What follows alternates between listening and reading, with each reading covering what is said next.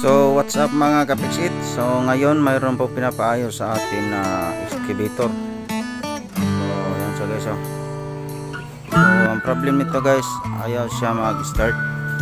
Gumagana, mayroong okay yung battery niya, okay yung mga sa panel board. Yung problem niya ay ayaw siya mag-start pag i-start mo. So sa video na to, ituro ko sa inyo kung anong gagawin natin. Okay, let's go. Okay guys, testing natin kung ano ang problem nito guys. So i-on po natin yung switch guys. So tingnan natin kung ano ang mga dahilan ayaw siya mag-start. So try natin i-start guys.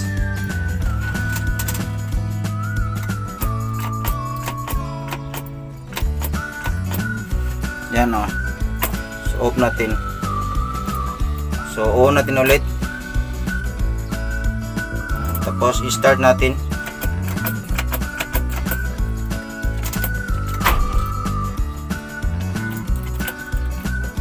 So ayaw siya mag-start guys.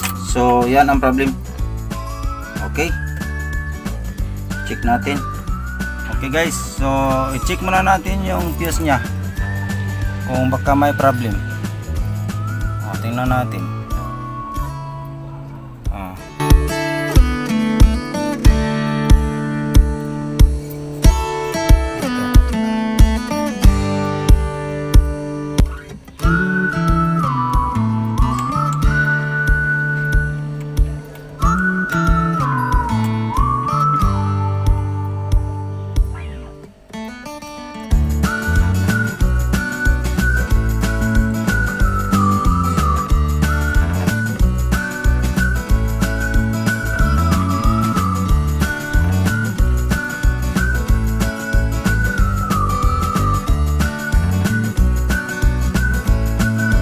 So guys, okay ang fuse niya. So pag okay ang fuse, punta tayo sa sa likod.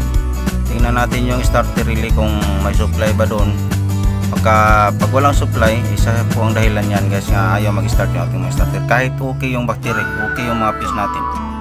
Okay, so punta tayo doon sa likod guys at tingnan natin yung starter relay.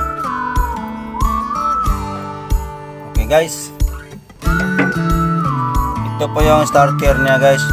Tapos ang gagawin natin, kasi ayaw siya mag-start, try natin i-direct guys yung wire niya dito sa starter solenoid natin. Tapos maglagay tayo ng wire dito sa battery, sa positive. Tapos i-ano mo dito yung wire dito sa wire natin sa ating solenoid starter, no? I-testing natin paano paandar. So ito yung ano niya guys, yan starter relay yan. Isa po sa mga dahilan guys na ayaw siya mag-start yung starter relay natin.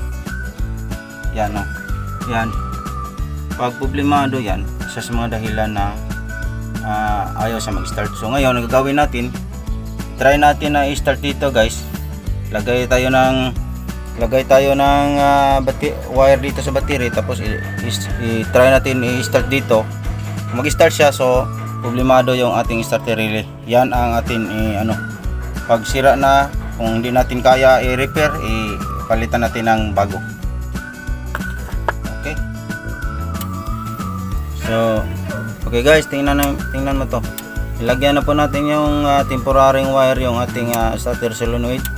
Tapos i-try natin i-direct sa positive ng battery kasi ayaw siya mag-start sa susi. Pagkasira yung niya, yung starter relay.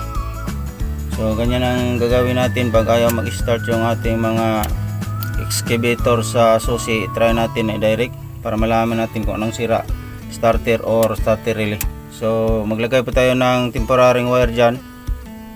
Tapos i-ano natin dito. Tapos i-on ang susi guys. Tapos siguraduhin na ka-neutral. Tapos i-ganon mo lang dito guys para malaman mo na pag mag-start siya yung sira, starter relay. Okay, testing.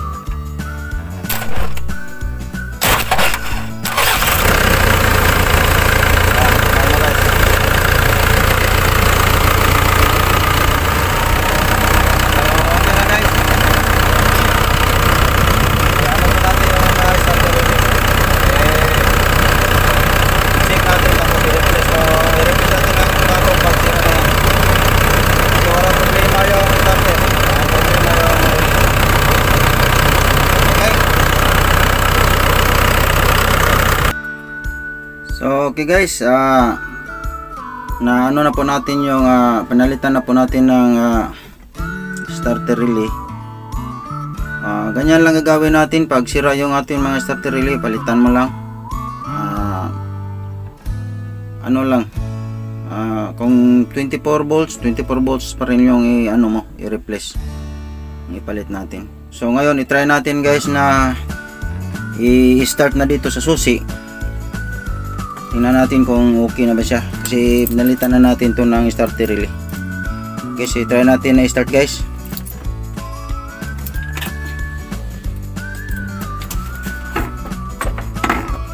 Okay, so i-start natin. Yan. So andar na siya guys, okay na siya. So sa mga operator sa excavator, pag ayaw mag-start sa susi, try mo lang ay direct sa yung starter natin, yung starter solenoid, try mo direct. Kasi pag mag-under siya, ibig sabihin na sira yung ating mga starter relay. No?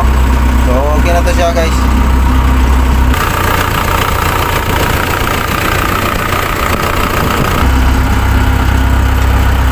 Ano pala guys, ito pala nakalimutan ko na sabihin sa inyo, yung mga excavator natin, okay yung makina, tapos may problem siya na ayaw mag-takbo. I-check mo yung ito yung i-check mo yung maxi switch niya, kasi pag problemado ito guys, ayaw mag-release yung hangin. Kahit okay ang makina, ayaw siya mag-takbo. Importante yan, yung ating mga